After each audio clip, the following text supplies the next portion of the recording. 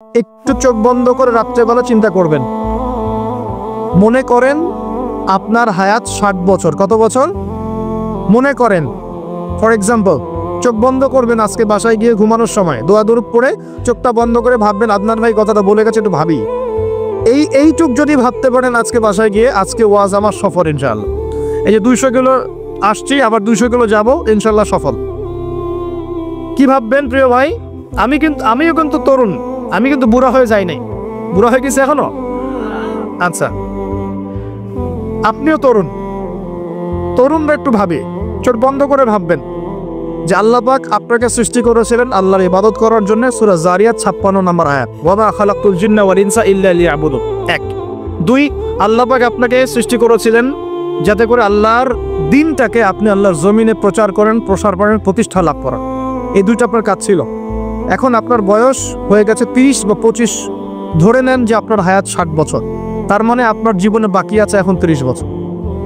এই যে 30 বছর আপনি নষ্ট করেছেন বা চলে গেছে, চোখ বন্ধ করে চিন্তা করবেন এই 30 বছরে কত ওয়াক্ত নামাজ পড়েছেন, কতদিন রোজা রেখেছেন, এই 30 বছরে 30টা আয়াত আপনি পড়েছেন কিনা, এই 30 বছরে 30টা সূরা আপনি শিখেছেন কিনা, 30 বছরে আপনি 30টা ইসলামিক বই পড়েছেন কিনা, আপনি নবীর 30টা হাদিস পড়েছেন কিনা, 30 দিন জামাতের সাথে নামাজ পড়েছেন কিনা, 30 দিন দিনের দাওয়াত দিয়েছেন কিনা, 30টা দিন দান সদকা করেছেন কিনা। আমি খুব বেসিক কথা বলছি, আমি বলিনি আপনি 30 দিন 30টা যুদ্ধ করেছেন কিনা, এই কথা বলিনি। আমি আপনাকে বেসিক কথা বলছি, একদম বেসিক প্রাইমারি কথা। আপনি 30 দিন নামাজ পড়েছেন কিনা, 30টা রোজা ঠিক মতো রাখছেন কিনা, আপনি কি 30 বার মেয়েকে দেখে চোখ নামাতে পেরেছেন কিনা, আপনি কি 30টা সূরা শিখেছেন কিনা,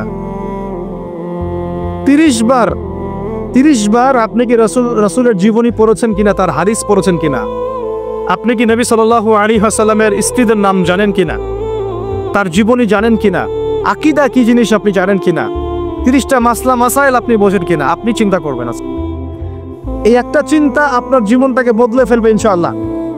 এই একটা চিন্তাই যথেষ্ট আপনার জীবনকে বদলে ফেলার জন্য। এই চিন্তাটা আরেকভাবে করবেন। এটা ভাবার পরে আপনি চোখটা খুলবেন, চোখটা খুলে সাদা কাগজ নিয়ে বসবেন, উঠে বসবেন, বসে আপনি লিখবেন। এই যুবক ভাই শোনেন, বসে আপনি লিখবেন। কি লিখবেন? আপনি লিখবেন এই 30 বছরে আপনি কতগুলো গুনাহ করেছেন, আপনার মনে পড়ে কি কি। হয়তোবা, আমি দোয়া করি যেন এমনটা না হয়, তবে হয়তোবা আপনি খুঁজে পাবেন এই 30 বছরে আপনি বেনামাজি ছিলেন, হয়তোবা। দাঁড়ান, 2 আপনি হয়তো দেখবেন আপনি অনেক দিন রমজানের রোজা রাখেন নাই। আপনি দেখবেন হয়তো আপনি দান সদকা তো করেন নাই, রিকশাওয়ালাকে থাপ্পড়ও দিয়েছেন। আপনি হয়তো দেখবেন যে হলে সিট বুকিং এর জন্য হকি স্টিক নিয়ে মারামারি করেছেন। আপনি হয়তো দেখবেন যে 30 বছরে 30টা মেয়ের সাথে সম্পর্ক করা শেষ। আপনি হয়তো দেখবেন যে আপনি অলরেডি পতিতলায় ভিজিট করে চলে আসছেন। আপনি 30 দিন, এই 30 বছরে 30 বার কমপক্ষে এই মাদকের আসরে বসেছিলেন, এবং 30 বছরের বহু সময় আপনি অনলাইনে নষ্ট করেছেন, পর্নোগ্রাফি দেখে নষ্ট করেছেন, গোপনে পাপ করেছেন, হ্যাঁ, আরো অনেক কিছুই করেছেন। আপনি হয়তো এটা খুঁজে পাবেন। মিথ্যা বলেছেন, প্রতারণা করেছেন, মাপে কম দিয়েছেন, অন্যের উপর অত্যাচার করেছেন। আপনি আপনার যৌবনকে কাজে লাগিয়ে, এই শক্তিটাকে কাজে লাগিয়ে আপনি ইসলামের বিরুদ্ধাচারণা করেছেন, হয়তো এটাও পাবেন। এই একটা চিন্তা যদি করতে পারেন, এখন আপনার সামনে এখন রাস্তা দুটা। আপনার বাকি বয়স আছে এখন 30 বছর। ওয়াল আসরি, সময়ের কসম, আপনার সময়, আপনার জীবনের সময়টাকে মূল্যায়ন করতে হবে। সময়ের কসম, হয় যদি আমার 30 বছর বাকি থাকে, এখন এই বাকি যা আছে কি না আমিও জানি না, কেউ জানে? অনিশ্চিত পরীক্ষার হল, কেউ জানে না খাতা কখন কেড়ে নেওয়া হবে। আর এটা কারাগারের জীবন, মানে কারাগারে বসে কেউ নিজের মন গড়া পদ্ধতিতে চলতে পারে না, যেরকম রুটিন সেরকম চলতে হয়। কারাগারের জীবনে বসেই আপনি সুদ খাচ্ছেন, কারাগারে বসেই ঘুষ খাচ্ছেন, কারাগারে বসেই জেরা করছেন, কারাগারে বসেই বেনামাজি থাকছেন, কারাগারে বসেই হোয়াটসঅ্যাপে মেসেঞ্জারে মেয়েদের সাথে প্রেম করছেন, কারাগারে বসে। এটা কারাগারের জীবন। কারাগারের জীবন যদি বাকি থাকে আর 20-30 বছর, আপনার সামনে এখন রাস্তা 3টা। 1, আপনি কি গতানুগতিক যেভাবে চলেছেন সেভাবেই শেষ করবেন জীবনটা? যদি শেষ করে দেন, তাহলে পৃথিবীর ইতিহাস থেকে আপনার নাম একদিন মুছে যাবে। আপনি একাই কবরে শুয়ে থাকবেন, আপনার আত্মা ইল্লিনে না গিয়ে সিজ্জিনে চলে যাবে। পৃথিবীর কোনো মানুষ আপনাকে মনে রাখবে না। আপনি একা একাই আযাব ভোগ করতে থাকবেন, কেউ আপনাকে বাঁচাতে আসবে না, শেষ। এবং এই আযাব একবার শুরু হলে কোনোদিনও শেষ হবে না, কোনোদিনও না, কবরেও, হাসরেও, বারজাখেও এবং আপনার জাহান্নামেও।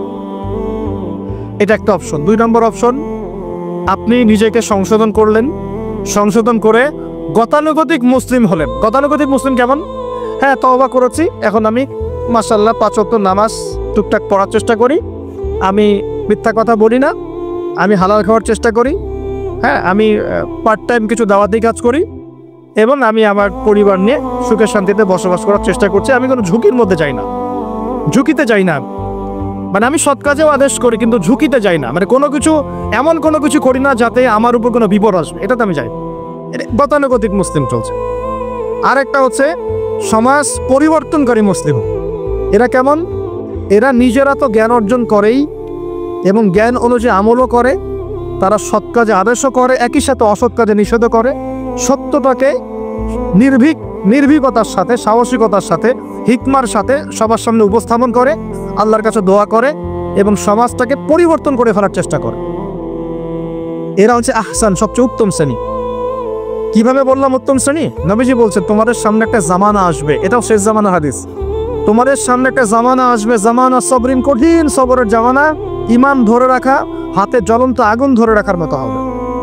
ওই সময় যদি তোমরা কেউ আমার সুন্নতের উপর অটল থাকতে পারো, আমার মৃত সুন্নতকে আবার জীবিত করতে পারো, তাহলে 50 জন শহীদ সাহাবীর নেকি পাবে ইনশাআল্লাহ। এরা সমাজ পরিবর্তনকারী মানুষ। আর ইতিহাসে যারা সমাজ পরিবর্তনকারী মানুষ, তাদের জীবনে পরতে পরতে বিপদ আপদ বলা মুসিবত আসবেই। আবার আমার ছোট্ট গবেষণায় 4টা ক্ষেত্র থেকে আসতে পারে যখন আপনি হকের উপর থাকবেন। 1 নাম্বার, প্রথম বাধা চলে আসবে পরিবার থেকে। কোত্থেকে? পরিবার। আপনি গতানুগতিক মুসলিম হলে আপনি সব জায়গায় পার পেয়ে যাবেন, কিন্তু যদি একটু কঠোরতা প্রয়োগ করেন যে আমি একদম কোরআন সুন্নাহর 100% ফলো করতে চাই, আমি এমন না যে নামাজও পড়ি শুধু খাবো, এমন হব না।